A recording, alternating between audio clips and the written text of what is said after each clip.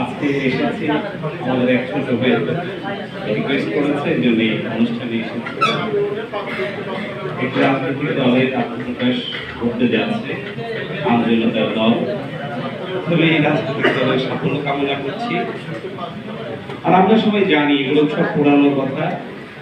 যারা ফ্যাসিস্ট সরকারের দোষর ছিল তারা সুবিধা ভোগ করেছে বিগত 15 বছর, 15.5 বছর কিংবা মতান্তরে 17 বছর।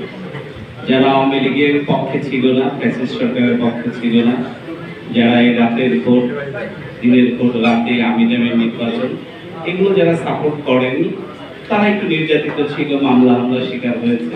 যেটি আমরা আমাদের আজকে নবগঠিত আমজনতার দলের সদস্য সচিব তারেক রহমানের মুখ থেকে শুনলাম। আমরা এই দলটি সাফল্য কামনা করছি। তো যে কথাটি বলা দরকার সেটি হলো যে ফ্যাসিস্ট বিদায়ের পর অনেক রাজনৈতিক সংগঠন প্রতিষ্ঠা হচ্ছে। আশা করি জনগণের আশা আকাঙ্ক্ষার প্রতিফলন ঘটবে। বাংলাদেশটি গত 15.5 বছর জেলখানায় রূপান্তরিত হয়েছিল। সেই জেলে হয়তো আমিও একদিন কয়েদি ছিলাম কিংবা কিছু আসামি রয়েছি, বিভিন্ন সময় জেল জুলুম খেটেছি, আমরা শিকার হয়েছি। তো যাই হোক, এখন অন্তত দুঃখ করে নিঃশ্বাস নিতে পারছি, কথা বলতে পারছি।